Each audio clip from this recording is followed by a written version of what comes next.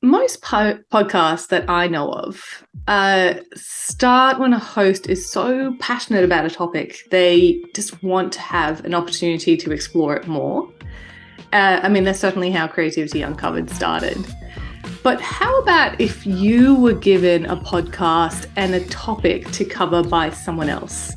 Does that make it harder or does that make it easier to do? And how do you keep it authentic?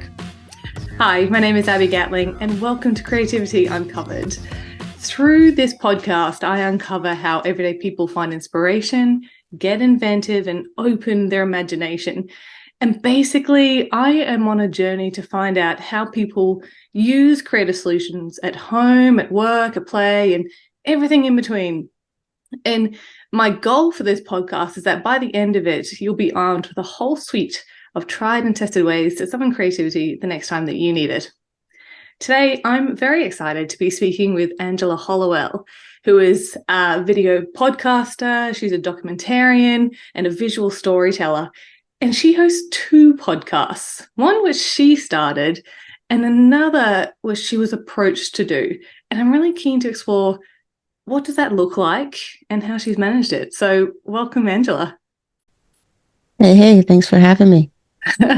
Appreciate you extending your workday to talk to me. We were just talking before, it's actually evening time where Angela is. So thank you very much. I appreciate it. Yeah. Now, this is an interesting situation for me because when you mentioned that you were approached to do a podcast, initially I was like, oh my gosh, that is so bizarre. And then I thought about it more and I was thinking, actually, no, we all kind of monetize our art and our expression in this way. That's, us lucky enough to have creative jobs do that. But for some reason, it was just a bit different to me being a podcast. And I suppose it's because my one's so personal to me.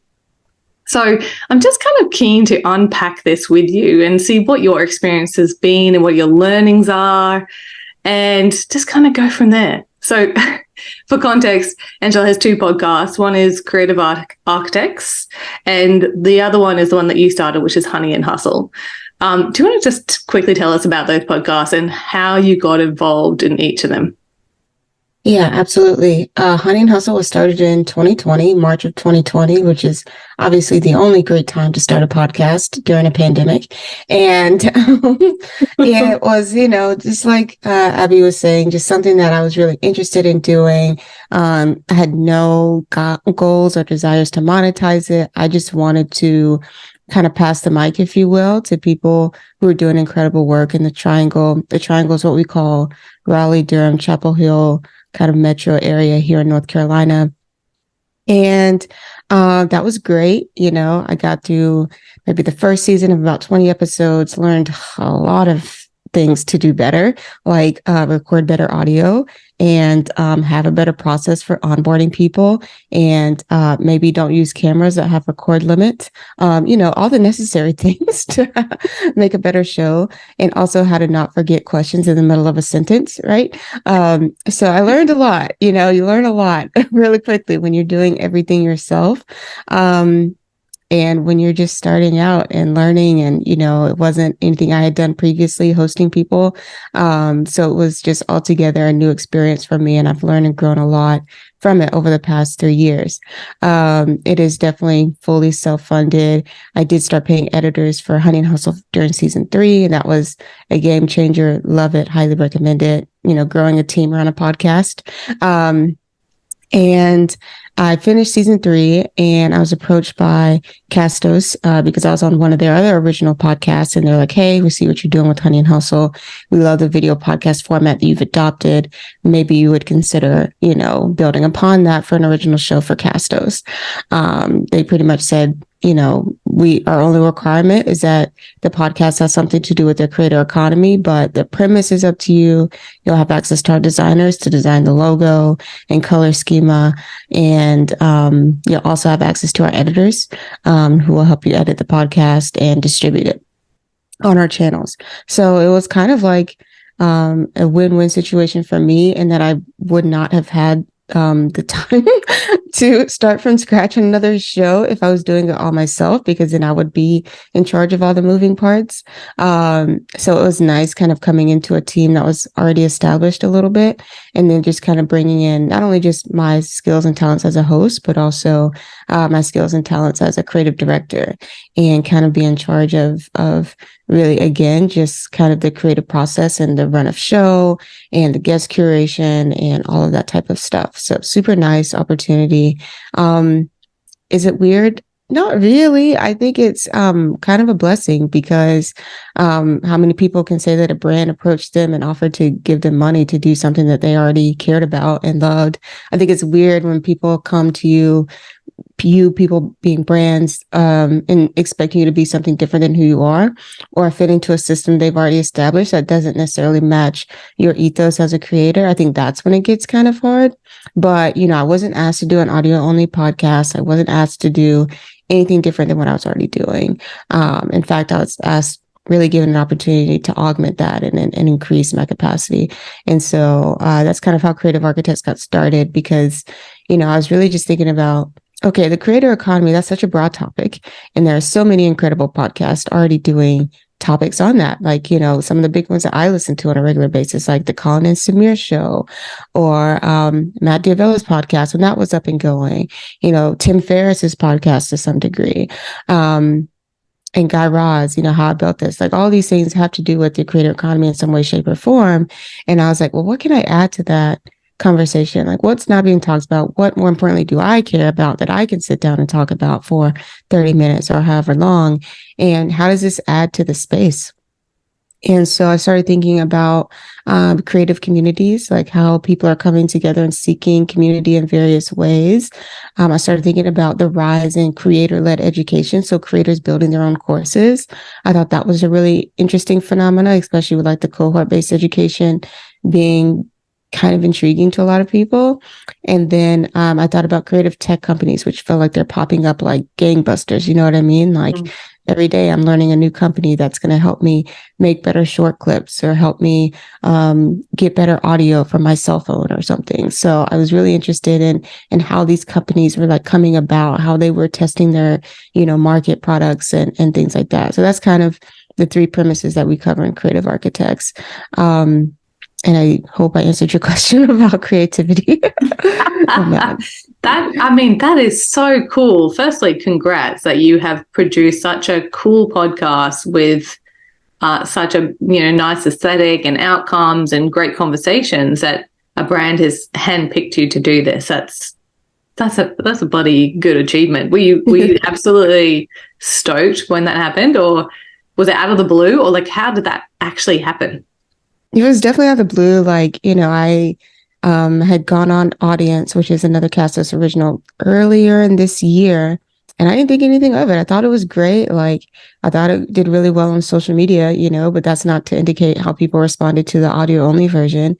But I thought it went well.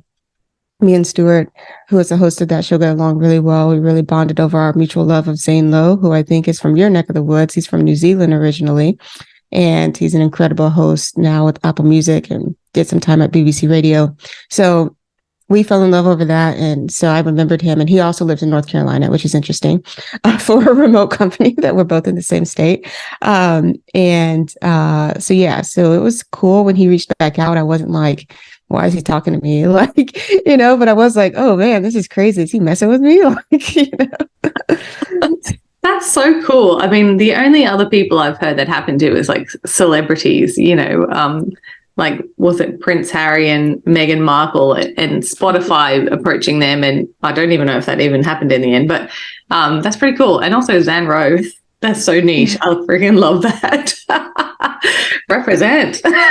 Yeah, we love him. Yeah, and I think that's also cool, because I didn't know that they sort of had come to you with a topic in mind, but you had so much creative freedom with that. For me, I find that it's awesome when you get so much trust, but also when you have such a broad or blank space, it's so hard to know where to start with that. So I know you came up with these three things, but did you go through a bunch of other different ideas and sort of throw them out the window before you settled on those sort of topics? Yeah, yeah. And I think this goes back to maybe like my more affinity to being really interested in like the ideation and like pre-production process. Like I love a good research stint. I love a good brainstorm. So I just had this Word document that I would just throw ideas on. If I got an idea in the shower, I'd write it down, put it in the document. If I got an idea while I was walking, write it down, put it in the document. And then once I got kind of closer, so the premise was actually going to be, originally I was going to do one topic every season and then alternate, but then Stuart said, well, why limit yourself to one topic each season? Why not like mix it up and give people an idea of what they can expect? And so I think that was a better idea because sometimes, you have a guest list that you want to get people on, but they're not always available. So it kind of helped with the variety of people I could reach out to as well. So that was really helpful. And some stuff too, you come up with ideas and you're like, oh, that name's taken. Oh, that show already exists. Or, you know what I mean? So it's kind of like, I don't want to copy what's already been done. I want to make a new space. So yeah. Yeah, I certainly found that with this one is that not necessarily about the topic, because I was just interested in just exploring the topic myself, but I had another name and I saw someone else had it, but what's frustrating when you come up with like a perfect name, someone else has it, but they're not using it. So there was another podcast.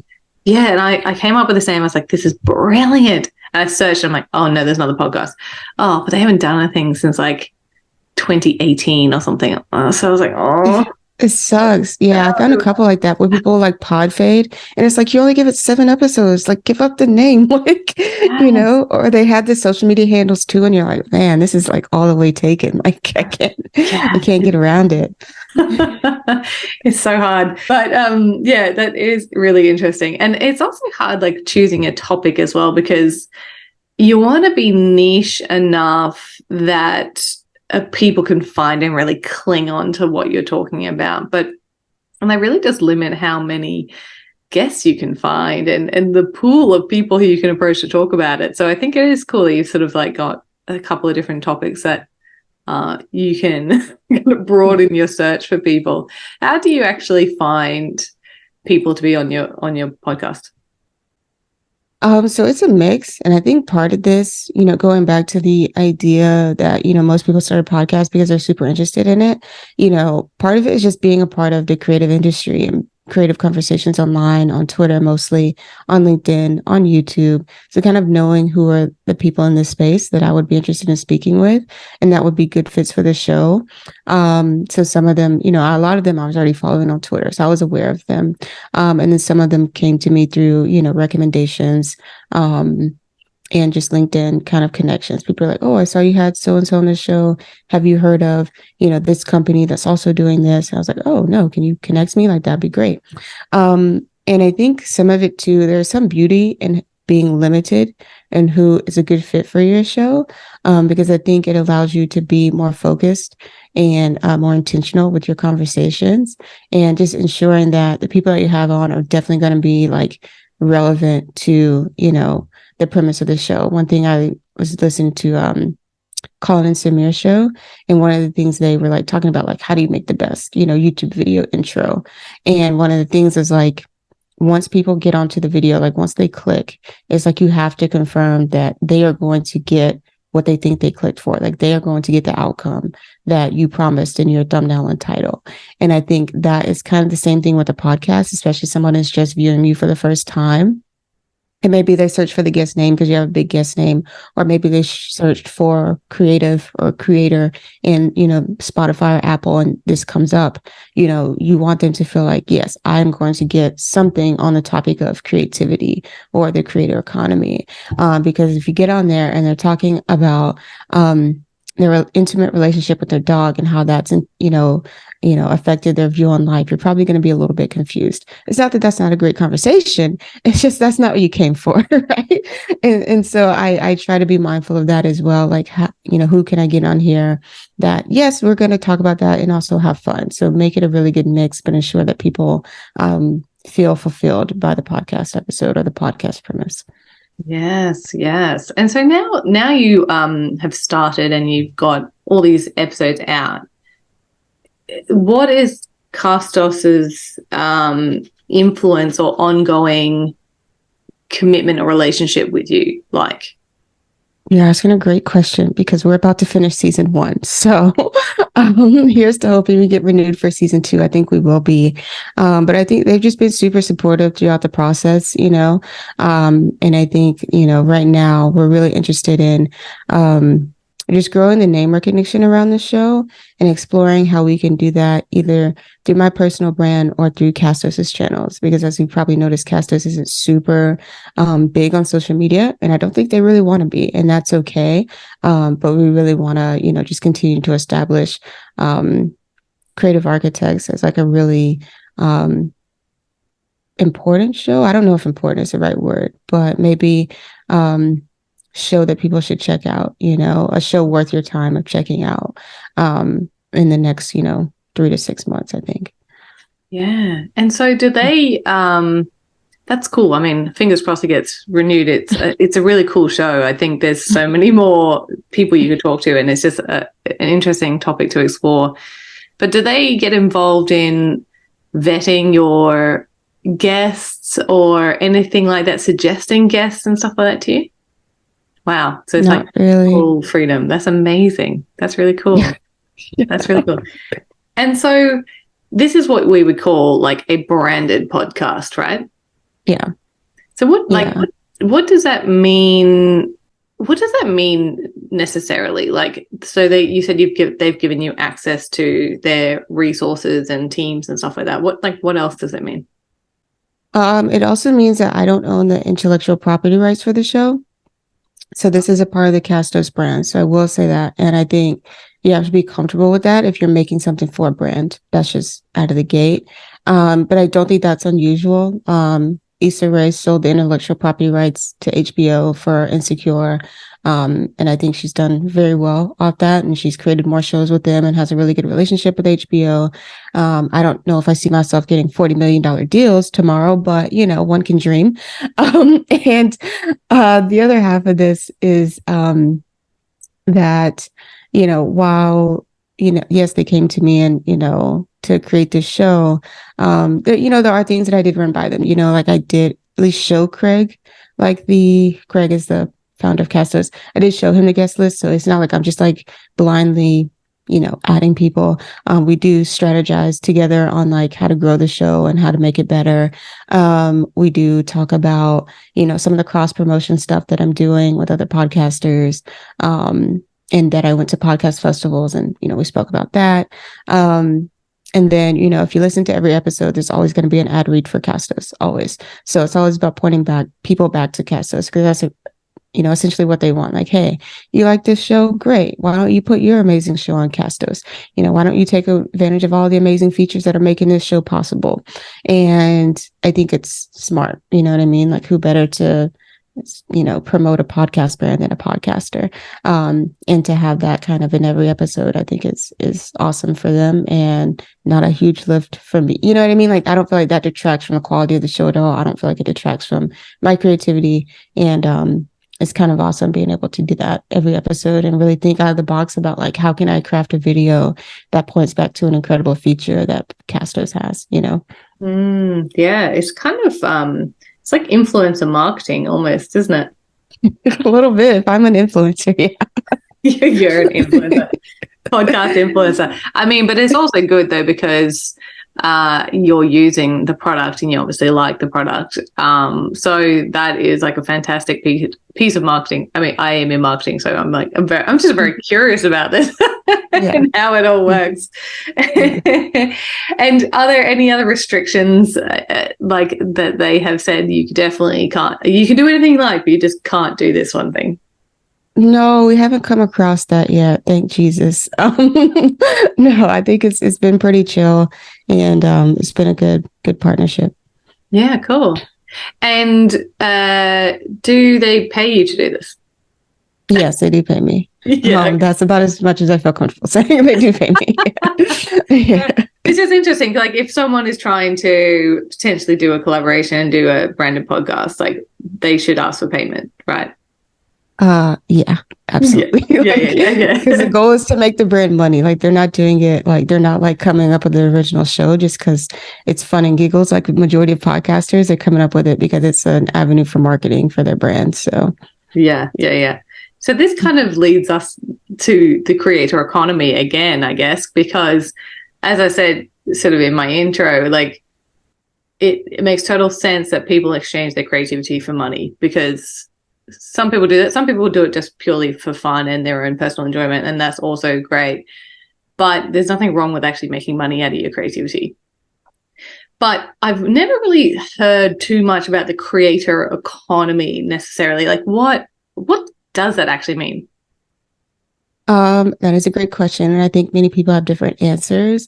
My definition of the creator economy is middle class creators, right? So not, your celebrity podcasters on Spotify. It's like the people like you and me who wake up every day and they're like, I want this to be my job, Like I think this should be a feasible option for me. And this is how I'm exploring making that work, and maybe changing the narrative around the words like gig worker or gig economy or freelancer, to really think about creators as small business owners and entrepreneurs, and really take that element or industry seriously and not just like looking at it as a side hustle. So that's kind of what the creator economy for me looks like. Yeah, because I always get confused about when are you a freelancer and when are you just a small business? Like, what is the difference there? It's the same thing. You still have to have your own, in Australia, you still have to have your own business registered. You could be a sole proprietor or something like that, but you're still a business if you're freelancing. So, Yeah. like, what fundamentally, is there a difference, do you think, in terms of those two terms? I think if we're splitting hairs here, I think they're both, business owners, because like you said, here in America, it's the same thing. You still have to have an LLC, registered in order to accept payment under that name, that business moniker. And, I think the distinction comes from like solopreneur to entrepreneur when you start like working with other people, essentially. Like when you start hiring subcontractors, when you start becoming a subcontractor for other people, I think that, takes on a different connotation, because now one of the things that people associate with the economy is the ability to create jobs, right? Like how can your business create jobs and bring revenue to other people? And so I think once you start paying other people for their time and their services and their talents, then you start kind of maybe going into that entrepreneurship realm, because that's a whole other set of paperwork, a whole other set of thinking, right? And demonstrates a certain level of need, right? Because if you could do most of it yourself or all of it yourself, you just would. So I think it's important to recognize too the growing level of creators that are starting to work together, because the need is there, right? Bigger projects are there, branded shows are there, bigger commercial projects are available now. And maybe they always have been, but maybe they've only been reserved for agencies, bigger Hollywood level production teams. But now it's like a girl in Durham, North Carolina, who is, working on a project and needs, another camera op. She needs an editor. She needs a writer. She needs a social media person. So I think the level of collaboration and co-working that's going on in the creative space is really what's bringing topics like the viability of the creator economy to the forefront. So, yeah, I think that's a cool. I think it's a cool topic that you're covering on the podcast, because it's for creators who want to make money out of change their hobby or their craft into a business, but not everyone is really business minded and don't know how to do all these things. It's like you have to wear so many hats when you're trying to get into that space. So I think it's really cool, like that your show is even doing that for people, helping bring people together and share the knowledge around. Yeah, and I think that's why kind of the creator education has been sticking out to me, because a lot of this stuff that I learned as a creative business owner, and I paid for a course early on. And a lot of things that I see other people learning, like, when they pay for a Ship 30 for 30 cohort or something like that, it's like, these are things you probably are not learning in college, right? And if you wanted to learn them on your own, it would probably take you a lot longer, a lot longer to build the community that would give you feedback, a lot longer to build a social media presence that would allow for creative community development, and a lot longer to find a mentor that would be honest with you about your work and your writing. And so I think there's something to the extent that, like, yeah, it may seem crazy to pay for a couple $100s, even a couple $1,000, but like, what is that in exchange for the long-term sustainability of your business? What is that, in the place of, the time it would take if you wanted to learn it all on your own? And for people that, increasingly are finding college way too expensive here in the United States, like, what is that in place of, a college degree that wouldn't teach you any of the skills you need, in life as a creative business owner? So, and I'm not saying like no skills, like you learn things in college, don't get me wrong, but like maybe not specifically towards the area of creativity that you want to build a brand or a business around. So I think about that often. And I think that that's something really awesome that's come out of this show. Yes. Are you finding that you're learning a lot of this stuff as well, like while you're having these conversations? Oh yeah. Oh yeah. I mean, like, I think there is something to the fact, especially now, I did, and people can roast me for this in the comments. I don't care, but I did take advantage of like thinking big. You know what I mean? Like, I'm always like one of those people that's like, if I have an opportunity to dream big, I'm going to dream big. Like, why not get some of the biggest creators and biggest creator tech companies that I can, right? So I was able to talk to Jen from Passion Fruit about, her idea around sponsorship and like raising money for your show, and Jay Klaus around like his, thinking around creative community development and why he created a paid community and what that looks like. And even, Justin Moore of the Creator Wizard, who's like an incredible, yes, on brand sponsorships, but also like how to build a business that like doesn't scare the hell out of you, but also allows you to like make money and do it well and do it in a way that allows you to have capacity to still like spend time with your family and like, create the things that you care about. So I think like all of those things, and there's many more. I love all the people on my show. Let's just put that, they're all awesome. Jeremy Enns as well. He did the Podcast Marketing Academy, super awesome course. So to be able to talk with people like that, people that are, have been in the game for a while, have done it, at scale and are now kind of like packaging something. Like, how do you even package something like that? If I were to get to a place where I'm like, I want to make a paid course on branded communities or branded, podcasts, like, how would I even package that? How would I do that in a way that's sustainable and that like makes it valuable for people? So I think it's just been an all around great experience being able to learn from all these folks and really be able to talk with them for, a couple minutes. Yeah. I think that's cool. It certainly is. It's a great opportunity when you have a podcast. You've got this really cool opportunity and a legitimate reason to reach out to people who just spark your curiosity or you want to learn from. So yeah, go take all advantage of that for sure. And also about like thinking big. I think that's great. I know everyone's like, dream big and you can do it, but whatever, if you don't actually even cast your mind to that, you'll never actually do it, right? I think it's awesome that you are, you're talented enough that you've been approached to do this. You're having great conversations that you're learning from, and you're also thinking about how you can apply this in the future. That's such a cool win, win, win, win, win all over the place. There's wins for everyone right now. I'm feeling sure. Yeah. And one thing I will say, because I don't want people thinking like they're going to go on the show and they're going to hear me just talking about what I'm interested in. Like, I also try to make sure that anybody listening, even if they're not a video creator, if they're not a podcaster, maybe they're a writer, maybe they're a designer, an illustrator, an animator, a photographer, that they're going to get something out of it. And that's also something that, I would caution people if you're making a branded show, especially an interview-based show, like, there's a certain level of selfishness that you can have, but also like, please keep in mind your audience. Like, like it shouldn't feel like people are listening into a one-on-one coaching call on some level. Like, be mindful of like what anybody who's not in your position would want to know or want to ask, and be interested in to learn as well. Yeah. I think that's why it's so good that you have such a firm focus on what the topic of the podcast is about, is that, as long as you're always keeping that in mind, then your conversations are going to be good. Yeah. Is there much crossover between your creative architects and Honey and Hustle?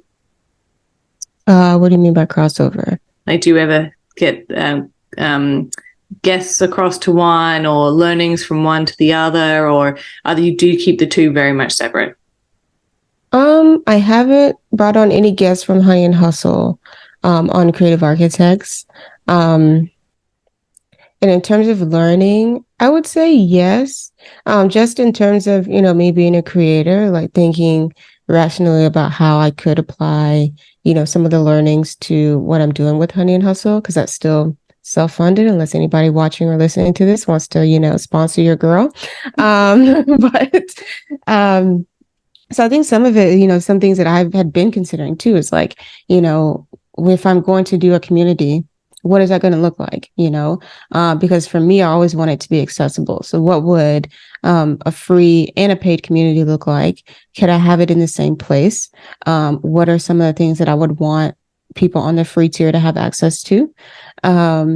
And how can I make it sustainable, right? Because a lot of people, let's say Patreon, a lot of people start Patreons and then they quit because even though they're making money, they can't sustain the amount of content that they promised. And so it just becomes like another job. And so I think about that as well. And, for example, a paid course, a creative course, if I were to create something like that, can I be realistic about how long it takes? Do I really have the capacity to do that right now? If I am going to do it, what's the best way for me to do that? Where should I host it? What are some things I should offer? How should I structure one-on-one time with, the people that buy the course? How can I make it something that grows and gets enhanced every year? And how can I meet the needs of people who maybe are willing to pay a little bit more for more one-on-one access to me versus people who are like, I'm happy just doing it self-paced. Like, I don't really care. Like, I just need to learn, So I think about that too. And that's something that, maybe in the next 6 months, you might see come into fruition in my own life. But those are kind of some of the things that, I've definitely thought about. And it's been nice to explore on Creative Architects. Will there be crossover in the future? I don't know. We'll have to wait and see, Yeah, I mean, that's so cool. I love the fact that you're doing all this thinking about it, but also, focusing on the sustainability, because you mentioned before when you ended up outsourcing your editing to someone, it was such a relief. And I think that is one way that we can help, ensure that what we're doing is sustainable, is acknowledging that we have our own limits and we can't do everything and still have our regular jobs and a social life and our family, and wear like it's so many hats. Something's got to give along the way. Oh yeah, definitely. And let's quickly, before we go, I would love to talk a little bit about your own creativity, because you're videographer and you make documentaries, and tell me about that. How did you get into that? I got into it like super organically and selfishly. I picked up a camera after I went to Spain. I did a study abroad trip in Spain in 2014. So coming up on 10 years now, the anniversary of that, which is crazy. Wow. But I picked up a camera after that because after I got back from Spain, my phone like factory reset itself. So I have no pictures from that original trip. Oh. And I was like, never again. I paid all this money. I spent all this time. I had so many great memories. And now I have nothing to show for it. And I was like, I'm never going to let that happen again. I've got the bug. Like, I want to travel more. I want to document my life. And so I worked all summer and I spent my check on a camera, which is not sound financial advice, but creatively, I didn't care. I just wanted a camera to have around with me. And that's kind of how I got started. And then maybe my senior year of college, my friends were like, yo, Angela, you could make some money. Like, you could, start selling graduation portrait sessions and stuff like that. And I was like, oh, I don't know if people will pay for it.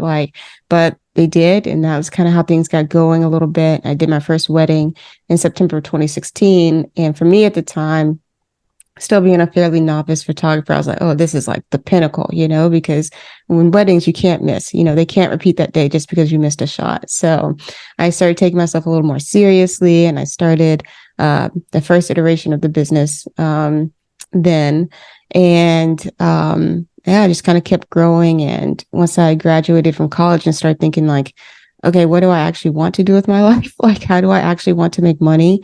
And I started thinking and seeing that there were just so few people that did photo and video, because we were still kind of on the early ages of video and DSLR being accessible, right, for like everyday people who couldn't afford a $10,000 cinema camera.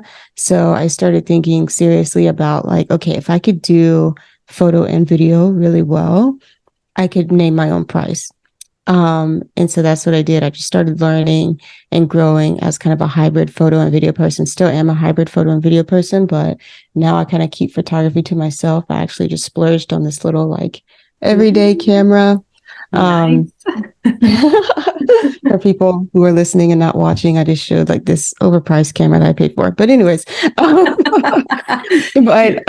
yeah, I just feel like it's so essential, especially now. You know, you got to think I started that company in 2016 and now it's 2023. So it's been over 7 years. And there's a part of me that's always just like going back to like, I just want to document my life. You know, I just want to document the cool things that are going on and that are important to me, like my family, my friends, the place that I live, the places that I get to go and blessed to go for work and for pleasure. And I'm largely able to keep photography for me. You know, I get to photograph on my own terms. I get to hang out with people on my own terms.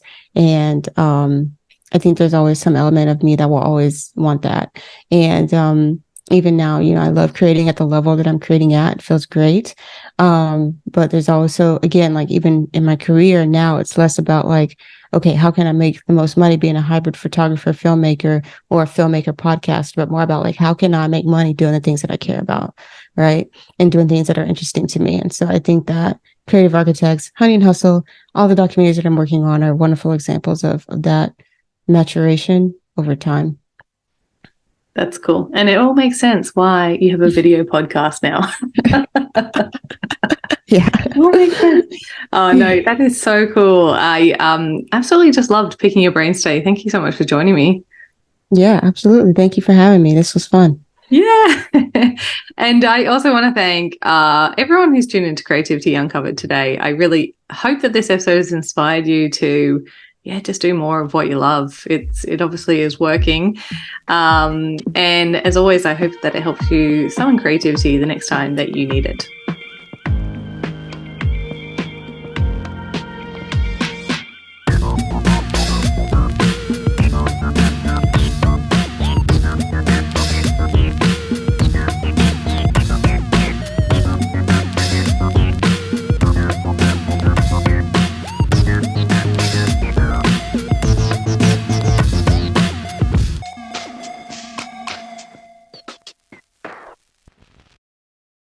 If you've made it this far, a huge thank you for your support and tuning into today's episode.